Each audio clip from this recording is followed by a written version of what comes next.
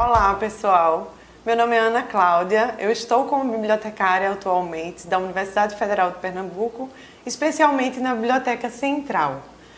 Vários foram os meus caminhos na área profissional de biblioteconomia e aqui nós vamos apresentar a vocês que não só em bibliotecas pode o profissional da informação atuar.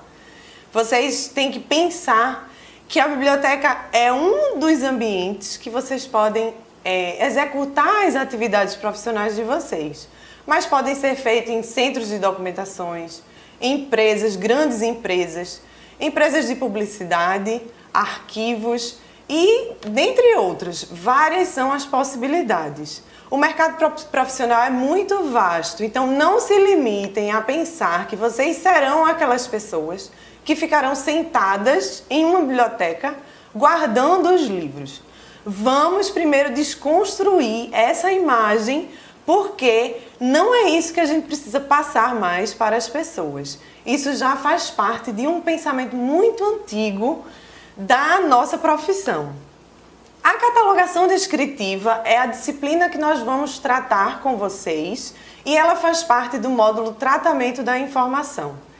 Essa disciplina ela estará dividida em 3 competências, ou seja, a cada semana vocês vão ter condições de desenvolver habilidades diferentes no processo de catalogar, seja livros, seja revistas, fita cassete, disco de vinil, enfim, objetos em ambiente digital também. Então, pensemos não apenas, a biblioteca só tem livro, revista, CD e DVD, que aí é o que nós pensamos sobre materiais audiovisuais, o que nós conhecemos. Não, ampliem também, pensem em todo tipo de mídia que esteja registrado o conhecimento. A competência 1, ela diz o seguinte: saber manipular registros e representações do conhecimento para a organização de acervos bibliográficos, conceitos e finalidades do controle bibliográfico universal e da catalogação. A competência 2 diz saber organizar o acervo da biblioteca de acordo com os elementos da catalogação para a descrição física de objetos informacionais, utilizando o Código de Catalogação Anglo-Americano, cuja sigla é AACR2. A competência 3, ela vai trazer operar os elementos da catalogação em ambientes digitais, formatos de intercâmbio de dados bibliográficos e catalográficos. É fundamental que a disciplina seja construída em conjunto. Eu estou aqui apenas como uma facilitadora, não aqui expor conceitos, nem determinar que eles são exatamente a verdade. Não, nós vamos construir juntos no ambiente virtual de aprendizagem, através dos fóruns, através das conversas que nós teremos, um bate-papo que vocês terão com os tutores virtuais e aí a disciplina será construída. O caderno, ele é fundamental para que vocês tenham acesso ao conteúdo teórico informacional do que vai ser tratado na disciplina Catalogação Descritiva. Juntamente com o caderno, assistir sempre às videoaulas. Também pode acontecer em alguma das competências que haja gravações, textos complementares, podcasts e aí por diante, que são materiais adicionais que vão permitir uma melhor aprendizagem. Porém, a participação de vocês é fundamental. Por isso, nós damos as boas-vindas e que vocês possam fazer um ótimo proveito do conteúdo que será trabalhado. Essa construção conjunta, ela vai também precisar que nós tenhamos acesso aos conteúdos que a disciplina vem trazer. Ela é uma disciplina muito técnica, então geralmente na biblioteconomia muitas pessoas não gostam da catalogação descritiva, que nós chamamos também de representação da informação. Atualmente nós chamamos de representação da informação, mas é o ato de catalogar. E o que vem a ser o ato de catalogar? Esse conceito não sou eu que vou trabalhar sozinha. Já falei a vocês que nós vamos construir. E o que nós vamos construir juntos, inicialmente, é o conceito de catalogar. Além disso, O que é descrever? Pensem, catalogar, descrever um livro, um disco de vinil, uma fita. Pensem nisso. Para você, catalogar pode significar uma coisa, para mim pode significar outra. Então é importante que você registre isso no fórum. Essa vai ser a atividade que você vai desenvolver no polo, registrando no fórum o que você acha que é catalogar. Além disso, você também, antes de dizer o que é catalogar no fórum, você vai escolher ou um objeto que esteja próximo a você, ou um colega seu que esteja no polo assistindo a aula junto com você e vai descrever as características físicas desse objeto ou desse colega. Se não souber o que é descrever, pesquisem no Google, porque nós aqui não vamos conceituar descrever. Vocês vão pesquisar, vão fazer essa descrição. A partir dessa descrição, reflitam o que é catalogar, certo? Então, estamos combinados. Essa é a atividade que vocês vão desenvolver junto com o tutor presencial. A biblioteconomia, ela está dentro de uma grande área chamada ciência da informação. E o que é a ciência da informação?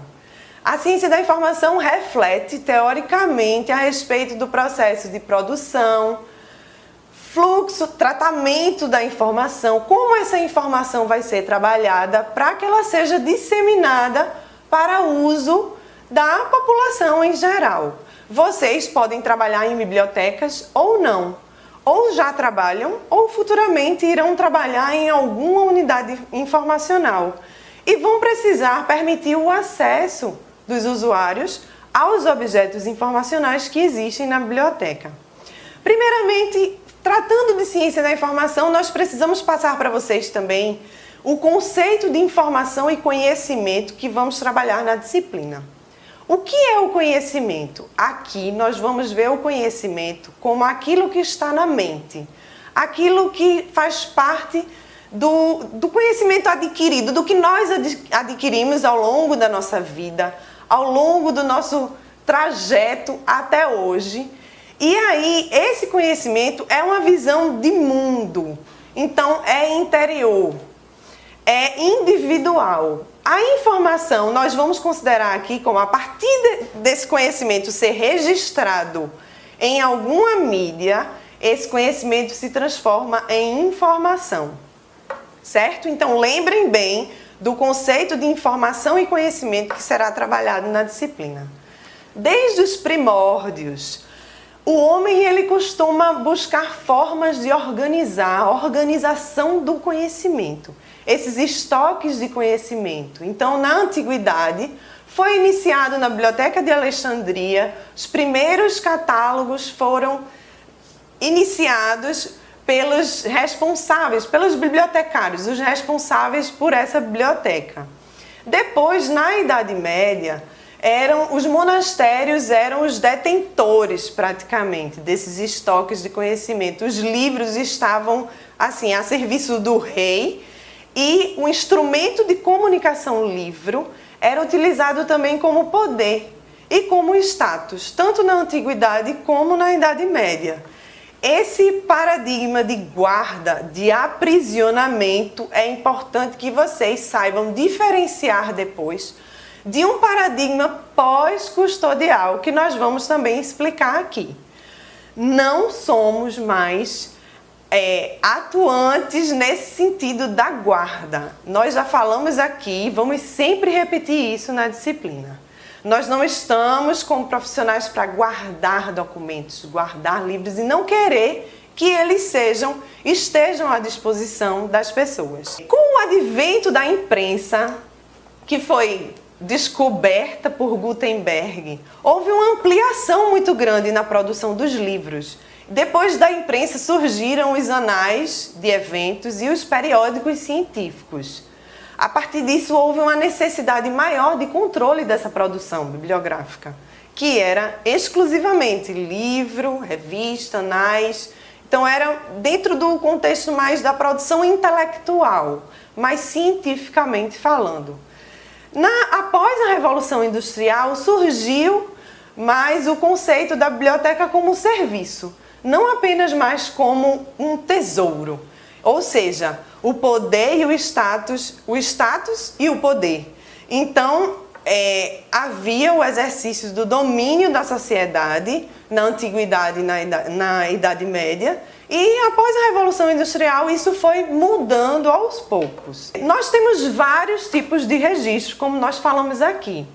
Depois da Revolução Francesa, se formos pensar em um marco histórico, mas isso aqui é um marco histórico básico que nós estamos citando, outras fontes de informação foram consideradas como prova, como a fotografia, que vocês podem observar na tela, o disco de vinil, que já foi tratado aqui, mapas, materiais audiovisuais, como filme, foi tratado como fonte de informação e elemento de prova, que antes era dado apenas ao livro e à revista. Com esse crescimento informacional, vamos fazer uma analogia agora ao seguinte. Nós temos a oportunidade de pesquisar no Google, praticamente todos os dias, nós precisamos pesquisar alguma coisa. Só que às vezes pesquisamos a respeito de uma determinada... utilizamos um termo, uma estratégia de busca, que ela não é localizada rapidamente. Vou dar um exemplo. Eu preciso pesquisar sobre música. Você pode precisar pesquisar sobre um tipo específico de música. Eu pesquisar sobre música no geral e você pesquisar sobre música clássica. E aí? Será que nós vamos encontrar rapidamente aquilo que nós queremos? Então imaginemos o seguinte, nessas bibliotecas que nós já citamos, nas unidades informacionais que foram surgindo na evolução da sociedade, imaginem um acúmulo desses tipos de mídias, essas tipologias documentais que nós já tratamos, sem conseguir ser localizadas, sem ter uma estratégia de identificação para que pudessem ser recuperadas. Tratamos aqui recuperadas, não é a restauração do objeto informacional em si, mas a recuperação no sentido de localizar para que possamos satisfazer as nossas necessidades informacionais. Então lembrem, recuperar é localizar, identificar o que eu quero como para satisfazer a minha necessidade de pesquisa. E também tratamos de objetos informacionais, não vamos falar mais de materiais bibliográficos. O conceito é objeto informacional, porque qualquer mídia que tiver o registro do conhecimento que nós falamos no início da aula. Foi aí que surgiu o controle bibliográfico universal, que é uma atividade que pretende controlar, mas na verdade não é o controlar como na antiguidade de exercer o poder, o domínio sobre a sociedade, mas é o intercâmbio de informações, permite o controle e o intercâmbio de informações das publicações que são editadas no mundo. É fato que o controle bibliográfico universal, ele muitas vezes é visto como uma atividade utópica, porque vocês podem pensar, é impossível controlar tudo que é publicado. Então, organismos internacionais procuraram definir parâmetros, regras e estabeleceram políticas que possam viabilizar, minimizar esse excesso de informação perdida. E assim, a pessoa poder identificar onde existe uma determinada informação que deseja. O controle bibliográfico universal, ele foi institucionalizado através da Organização das Nações Unidas para a Educação, a Ciência e a Cultura, que é a Unesco, e a Federação Internacional de Associações e Instituições Bibliográficas, a IFLA. Ele, atualmente, precisamos vê-lo como um instrumento de preservação da memória. Ou seja, ele permite isso, mas não pensemos na memória como remeter ao passado. Nós estamos nos remetendo apenas ao passado, estamos conhecendo o que existiu no passado. Não, vamos pensar na memória como vida. A memória em estado de transformação constante. A preservação da memória no sentido de torná-la disponível para que esta memória ela possa permitir a construção de novos conhecimentos e também a inovação, pois o nosso país ele ainda é muito carente em ideias inovadoras, em projetos inovadores. E isso vocês podem viabilizar atuando como profissionais que tenham esse feeling, essa dinâmica de permitir o acesso às informações o máximo possível. As políticas que são relacionadas à execução do controle bibliográfico universal, elas foram estabelecidas pela IFLA e a Unesco e foi definido que cada país precisava colaborar de alguma forma seguindo os parâmetros e as regras. O país, nacionalmente, precisava ter uma agência bibliográfica nacional. O que é isso?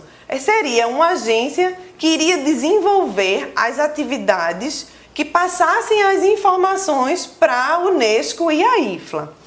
Geralmente, a Agência Bibliográfica Nacional é a Biblioteca Nacional de cada país. Nem sempre acontece dessa forma, mas geralmente é assim. Uma atividade desenvolvida na Agência Bibliográfica Nacional é o depósito legal. O depósito legal ele é regulamentado por lei. As leis 10.994, de 14 de dezembro de 2004, e a Lei 12.192, de 14 de janeiro de 2010. O que diz o depósito legal? Que a editora ou o editor pessoa física ou a editora pessoa jurídica precisa doar um exemplar ou mais de um exemplar a um órgão público, que aqui no Brasil seria a Biblioteca Nacional, para que assegure a coleta e a preservação dessa memória coletiva do país, para também permitir a construção da bibliografia nacional. A bibliografia nós precisamos entender que não é específica de uma única unidade organizacional, diferentemente do catálogo. O catálogo, ele descreve as obras existentes em uma única biblioteca. A bibliografia não, ela é referente a tudo que é publicado no país, nacionalmente falando. Além do depósito legal, nós temos o número normalizado do livro, o número internacional, não é nacional, é número internacional do livro. Nós temos um CPF, como pessoa física, nós temos o CPF que ele individualiza o cidadão. O livro também tem um número que serve para individualizá-lo. Nenhum outro livro tem um número igual ao outro. Ou seja, o ISBN, que é o número normalizado internacionalmente para o livro, ele é único para cada obra. Onde fica localizado o ISBN? Como vocês podem perceber, ele fica localizado na quarta capa do livro, que é o que nós chamamos, não é a capa da frente, mas o verso, se for assim, se pudermos falar, mas é a quarta capa, como nós chamamos na área, e na ficha catalográfica. O ISBN, ele é dado pela Biblioteca Nacional, a agência do ISBN, e vocês podem ter acesso entrando no site da Biblioteca Nacional, conseguir saber quais são os passos para retirar o ISBN. Um outro número que é muito utilizado e que serve para contribuir para o controle bibliográfico universal é o número normalizado internacional para publicações periódicas.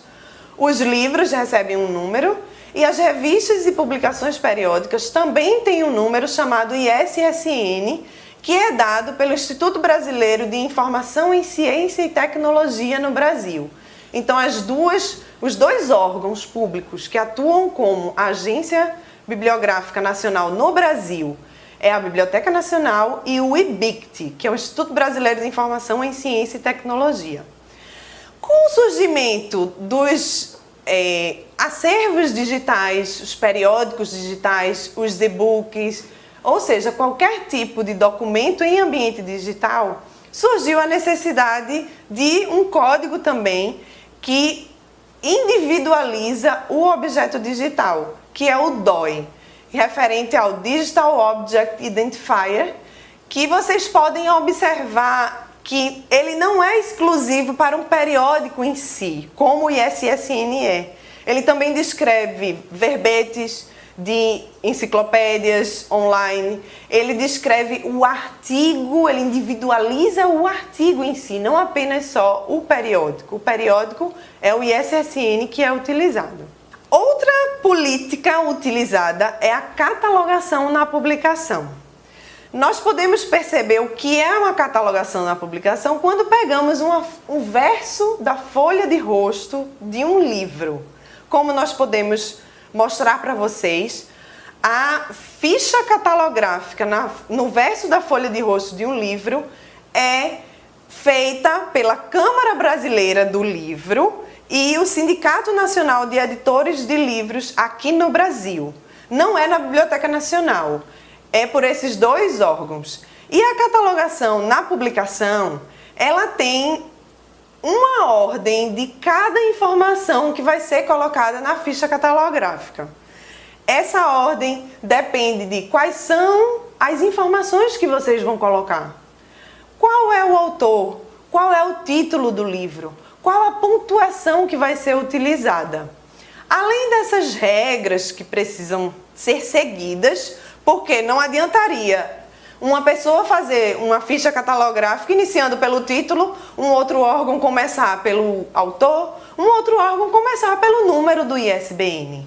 Então, não ficaria uniformizada essa atividade.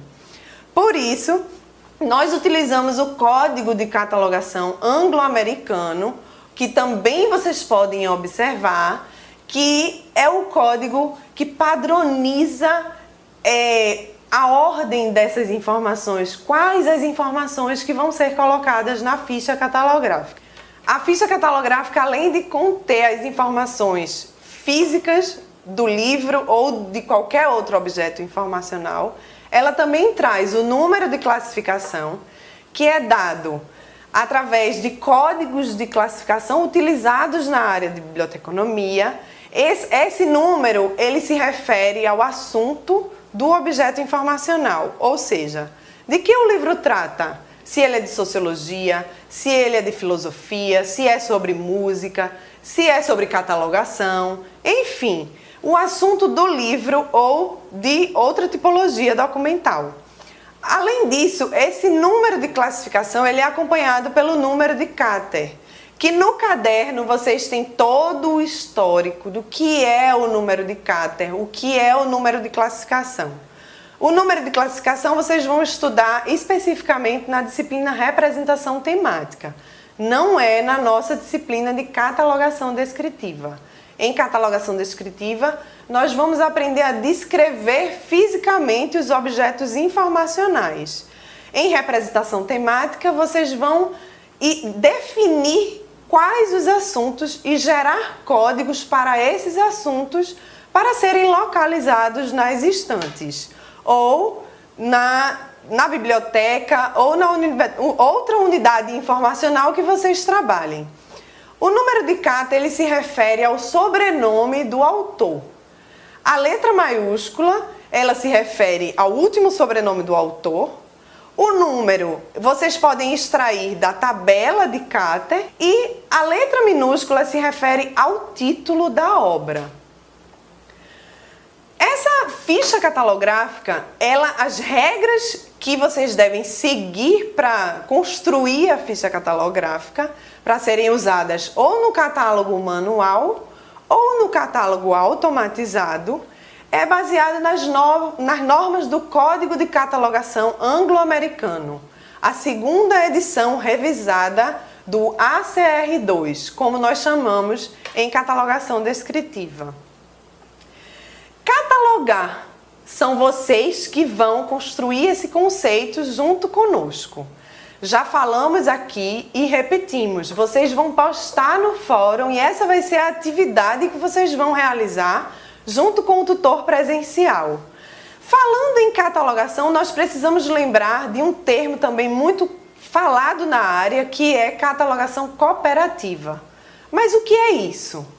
Quando os catálogos manuais eles foram elaborados, dificilmente um profissional que trabalhava em uma biblioteca poderia ter acesso a um outro catálogo manual de uma biblioteca que estivesse na Grécia, na Inglaterra E nós que estávamos aqui, ou o profissional que estava aqui, não tinha acesso a esse catálogo. Então, era difícil saber o que existia em outras bibliotecas com a utilização apenas de catálogos manuais.